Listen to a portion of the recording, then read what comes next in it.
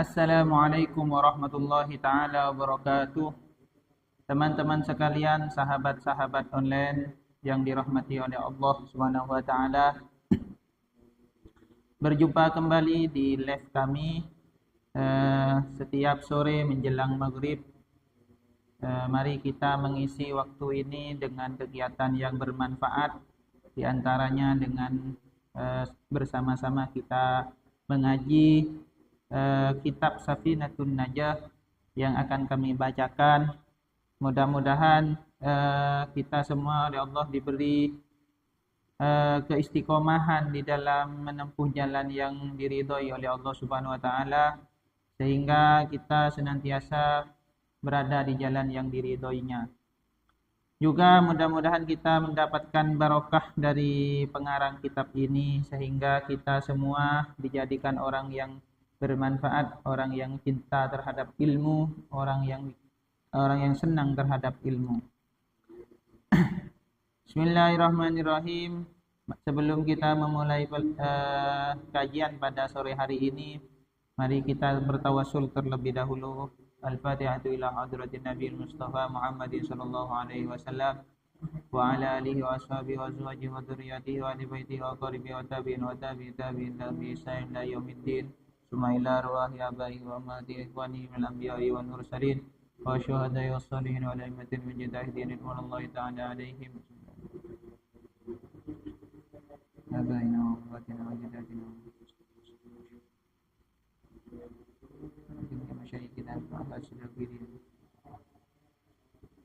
Al-Fatihah.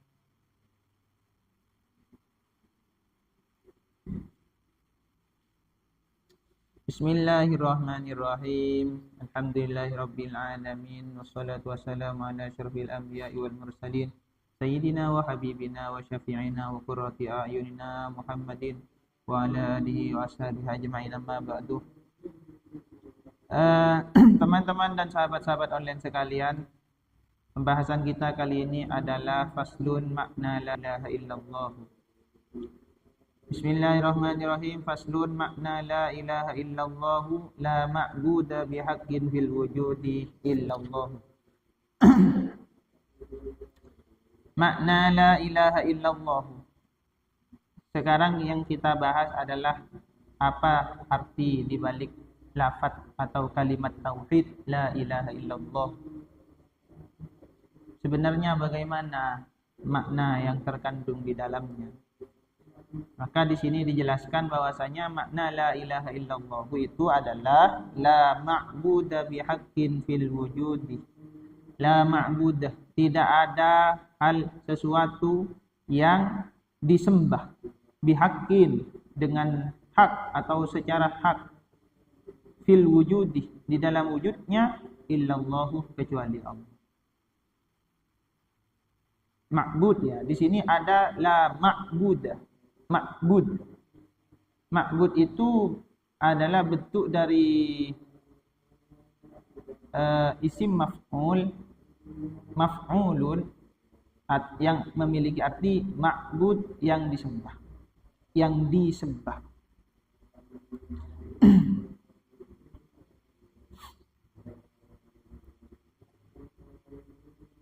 Jadi la ilaha illallah itu adalah ucapan yang secara otomatis dapat mentiadakan, menafikan terhadap sesembahan.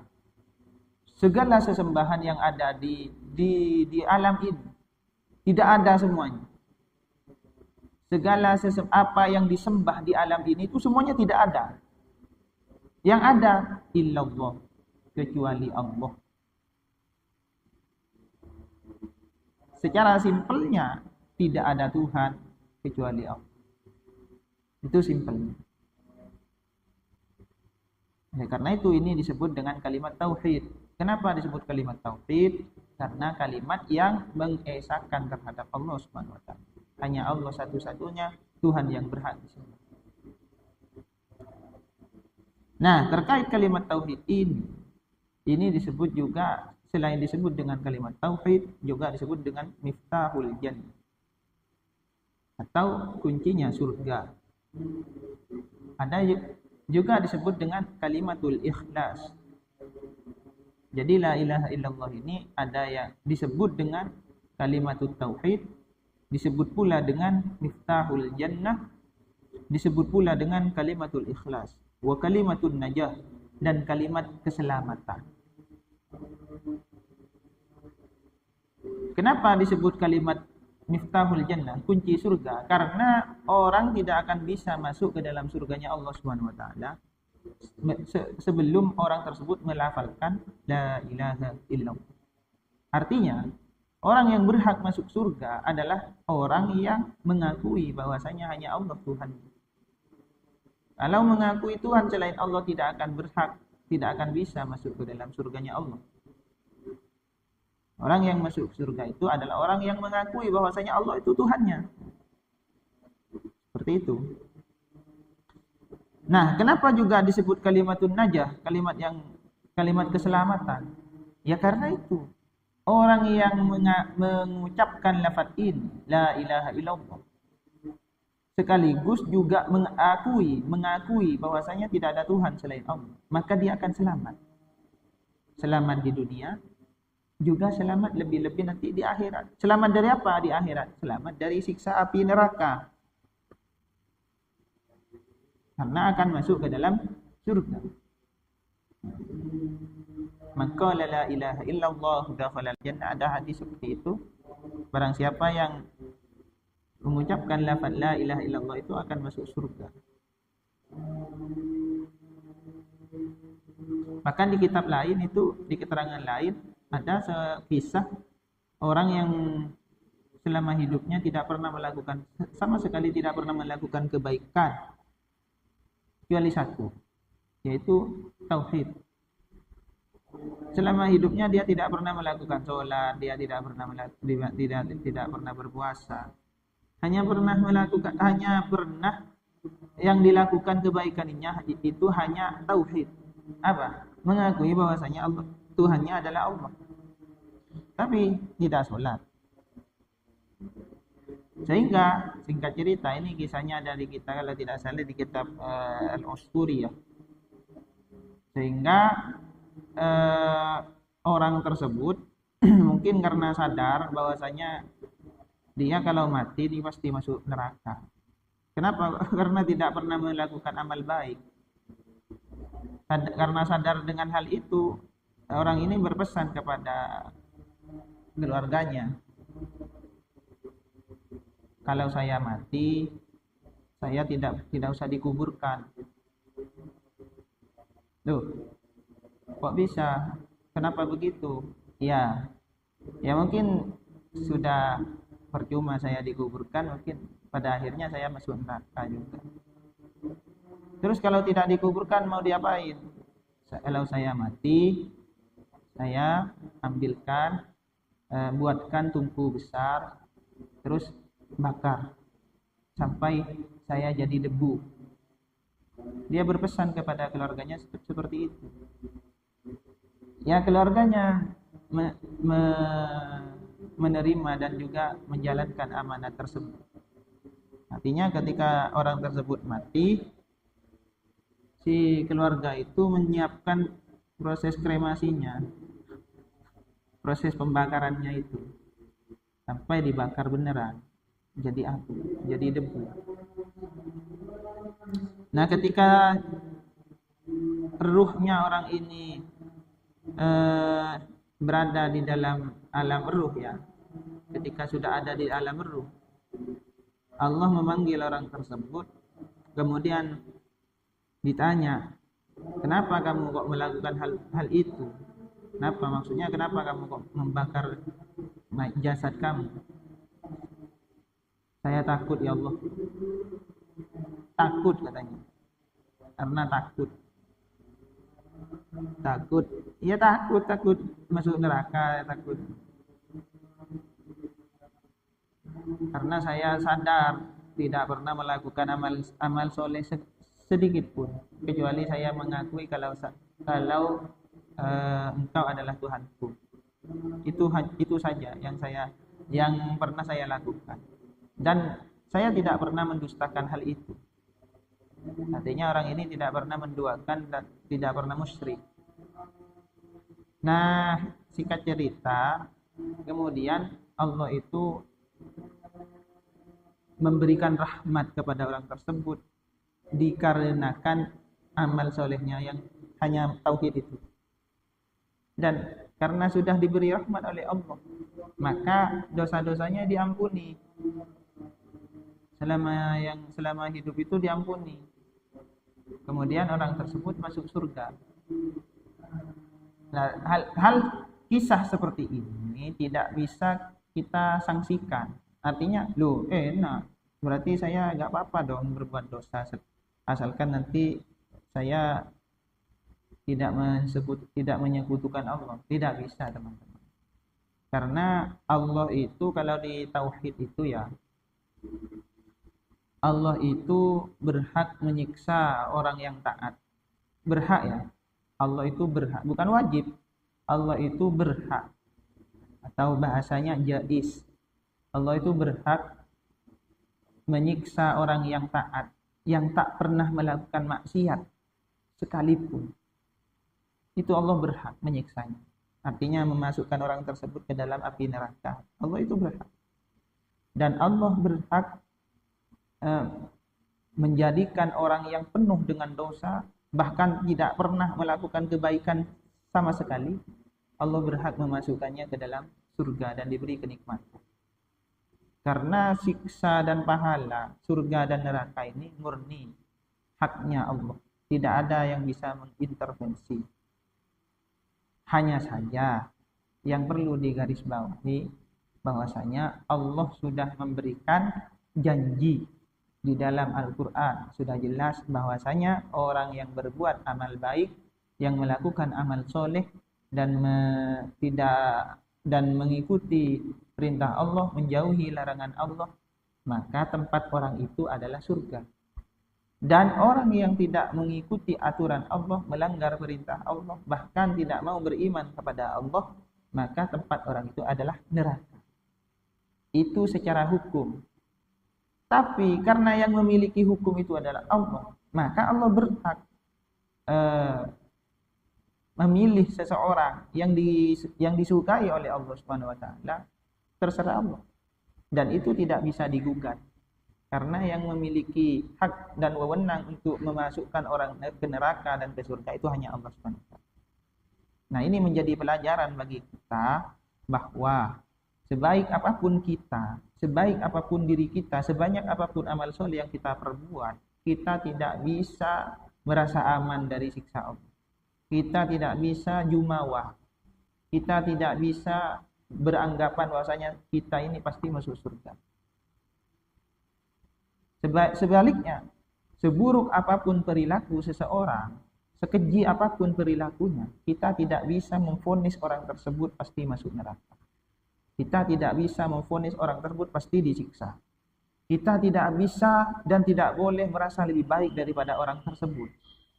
Nah, ini pelajaran yang bisa kita petik dari keterangan itu. Artinya, intinya tidak boleh merasa lebih baik daripada orang lain. Diri kita tidak boleh merasa lebih baik daripada orang lain. Melihat orang yang perilakunya buruk, tidak boleh memvonis orang itu akan pasti masuk neraka. Melihat orang berperilaku keji, melihat orang berperilaku mungkar, tidak boleh kita sebagai manusia memvonis orang itu masuk neraka. Karena neraka dan surga murni haknya Allah Subhanahu wa taala. Tapi jelas Allah sudah berjanji, janjinya Allah tidak bukan seperti itu. Kembali lagi kepada hati kita. Ini adalah permainan hati. Kalau kita yakin dan patuh, maka hati kita tidak akan bergejolak. Kalau hati kita tidak yakin dan tidak patuh, maka akan timbul gejolak. Enak orang yang dipilih oleh Allah Subhanahu wa taala walaupun tidak pernah melaksanakan perintah Allah. Ya silahkan kalau mau nyoba sampean. Misalnya mau nyoba enggak sholat, mau nyoba enggak puasa. Siapa tahu nanti saya ketika mati oleh Allah diampuni. Ya silahkan coba. Tapi hal sedemikian itu bisa terjadi kalau di persentase 1:1000. Yang satu selamat, yang sisanya neraka semua. Karena Allah itu innallaha la yukhliful mi'ad. Allah itu tidak pernah ingkar janji. Janjinya Allah bagaimana? Yang baik masuk surga, yang jelek masuk neraka. Tidak, yang normal seperti itu. Nah, itu jika ada orang yang jelek kok masuk surga, itu yang jalur prioritas berarti. Dipilih memang. Siapa yang berhak memiliki? Ya, yang memiliki siapa pemilik surga? Ya, yang Allah, terserah pemiliknya. Seperti itu. Sama halnya dengan analoginya seperti ini. Sama halnya dengan kita punya mobil. Mobil mewah. Luxury. Kita naik mobil. Lewat di pasar. Orang-orang di pasar itu apa namanya? Kan bermacam-macam. Ada yang bersih penampilannya, bersih rapi. Ada yang kumuh. Ada yang biasa-biasa. Kemudian sebagai pemilik mobil, saya mengajak orang yang berpenampilan kumuh. Mau diajak naik mobil mewah. Kamu, ayo ikut saya naik mobil. Jelas kan, orang yang berpenampilan rapi itu kan pasti bergejolak. Ini gila orang ini. Saya aja yang berpenampilan rapi, kok nggak diajak, kok malah milih ODGJ. Itu kan terserah yang memiliki mobil. Terserah saya dong, yang milik mobil siapa? Pemilik mobilnya siapa? Kan seperti itu. Itu analogi kecilnya. Nah, itulah arti la ilaha illallah. Tidak ada Tuhan yang berhak disembah. Semua sesembahan yang ada di dunia. Semua Tuhan yang ada di dunia yang diakui sebagai Tuhan itu tidak ada artinya. Yang ada itu hanya Allah Subhanahu wa taala. Tapi ini kembali lagi, yang percaya terhadap ini adalah orang yang di hatinya disirami atau ditumbuhi cahaya keimanan. Orang yang di dalam hatinya tidak ada cahaya keimanan, dia tidak akan percaya hal ini. Mereka pasti akan menganut kepercayaannya masing-masing. Nah, seperti itu. Bismillahirrahmanirrahim. Nah, di sini juga ada keterangan. Ada keterangan wa fadailuha la tuhsa. Adapun keutamaan dari lafaz tauhid la ilaha illallah ini la tuhsa, tidak bisa kita hitung dari saking banyaknya fadail, keutamaan dari la ilaha illallah. Tapi meskipun tidak bisa dihitung, di sini ada disebutkan sebagian minha. Sebagian di antara fadailnya la ilaha illallah, qauluhu sallallahu alaihi wasallam, adalah sabda baginda Nabi Muhammad sallallahu alaihi wasallam. Man qala la ilaha illallah, barang siapa yang membaca la ilaha illallah salasa marratin, 3 kali. Barang siapa yang membaca la ilaha illallah sebanyak 3 kali, fi yaumihi, di dalam harinya. Berarti dalam satu hari membaca la ilaha illallah 3 kali. Kanat lahu kafaratan. Oh, keliru. Kanat lahu kafaratun li kulli dhanbin asabahu fi dzalikal yaum. Maka dosa di hari itu yang dilakukan oleh orang yang membaca la ilaha illallah itu akan dihapus, dilebur dosanya di hari itu. Jadi orang yang membaca la ilaha illallah sebanyak 3 kali, 1 hari saja, maka dosa di hari itu oleh Allah dihapus. Itu diantara faidah dari membaca la ilaha illallah. Cukup ringan 3 kali. La ilaha illallah, la ilaha illallah, la ilaha illallah. Ini 3 kali ya. Apalagi sampai 9 kali, apalagi sampai 10 kali, apalagi sampai 100 kali. Bisa berlipat-lipat faidah yang akan kita dapat. 3 saja itu sudah bisa melebur dosa di hari itu, apalagi sampai 100. Bisa saja dosa yang kemarin-kemarinnya dihapus juga. Makanya sangat eman dan sangat disayangkan jika kita tidak bisa mengamalkan amalan ini. Amalan yang sangat ringan, cukup dengan membaca la ilaha illallah sebanyak 3 kali dalam 1 hari. maka dosa kita di hari itu oleh Allah akan dihapus dan diampuni. Kemudian keterangan yang lain, wa an Ka'ab bil Ahbar radhiyallahu anhu, dari Ka'ab al-Ahbar ya. Auhallahu ta'ala ila Musa fit Taurat. Di dalam kitab Taurat Allah memberi wahyu kepada Nabi Musa alaihi salam. Bagaimana isi wahyunya? Laula may yaqulu la ilaha illallah la sullitat jahannamu ala ahli dunya. Andaikan tidak ada yang membaca la ilaha illallah di dunia ini, niscaya neraka jahanam itu akan dilimpahkan ke dunia. Simpelnya, andaikan di dunia ini tidak ada yang membaca la ilaha illallah, sedunia tidak ada sama sekali yang membaca la ilaha illallah, maka akan timbul bencana besar. Bagaimana gambaran siksa neraka jahanam, maka itu akan turun ke dunia. Gambaran kecil, gunung api meletus, banjir, terus gempa, terus apalagi angin puting beliung, terus kebakaran hutan, terus apalagi wabah, penyakit, virus, dan yang lainnya. Itu termasuk dari macam-macamnya siksaan api neraka jahanam. Bisa jadi fenomena atau gejala alam yang selama ini terjadi itu gara-gara kita itu banyak yang lalai kepada Allah Subhanahu wa taala. Banyak yang lupa kepada Allah Subhanahu wa taala. Makanya diingatkan oleh Allah Subhanahu wa taala melalui hal itu. Kalau ada yang bertanya, berarti Allah itu kejam.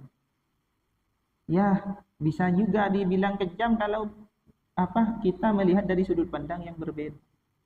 Tapi kalau dilihat dari sudut pandang yang lebih logis, yang lebih rasional, dengan cara itulah justru Allah kasihan kepada kita. Kenapa? Agar kita tidak terus-menerus menjadi orang yang berbuat dosa. Agar kita tidak terus-menerus menjadi orang yang lalai kepada Allah. Agar supaya dengan adanya fenomena dan gejala alam seperti itu, kita bisa kembali lagi kepada Allah Subhanahu wa taala. Nah, itu bentuk kasih sayangnya Allah kepada kita. Nah, coba andaikan oleh Allah dibiarkan manusia ini lalai, betapa buruknya nasibnya mereka di akhirat kelak kalau tidak sampai sadar selama di dunia. Itu adalah analisa yang lebih rasional. Seperti itu. Akan juga ada yang membantah, gak ada hubungannya itu gempa bumi dengan perbuatan dosa, gak ada hubungannya. Itu merupakan murni gejala alam biasa. Iya, itu berdasarkan teori. Sedangkan hukumnya Allah itu tidak ada yang bisa diteorikan, ada yang tidak bisa diteorikan. Tidak semua hukum Allah itu bisa diteorikan. Seperti adanya malaikat. Adakah ilmuwan yang bisa membuat teori tentang keberadaan malaikat? Tidak bisa. Bagaimana? Teori itu adalah berdasarkan sesuatu yang fakta dan nyata. Kalau tidak ada fakta dan nyata dan kenyataan, tidak bisa disebut teori. Kan seperti itu. Disebut teoritis itu karena bisa diuji keberadaannya dan kebenarannya secara faktual. Seperti itu ya. Barangkali cukup ya kajian kita pada sore hari ini, mudah-mudahan bermanfaat. Namun sebelumnya jika ada perkataan atau tingkah laku dari saya pribadi yang menyinggung perasaan, saya mohon maaf yang sebesar-besarnya. Mari kita tutup kajian kita pada sore hari ini dengan membaca Alhamdulillah bersama-sama. Alhamdulillahirabbil alamin. Semoga puasa kita diberi kelancaran oleh Allah Subhanahu wa taala dan dijadikan ibadah yang makbul, yang diterima oleh Allah Subhanahu wa taala. Dan kita semua senantiasa diberi hidayah untuk terus istiqomah di jalan yang diridhoi oleh Allah Subhanahu wa taala dan dijauhi dari hal-hal yang bisa mengganggu keteguhan iman kita. Dari kami cukup sampai di sini. Assalamualaikum warahmatullahi wabarakatuh.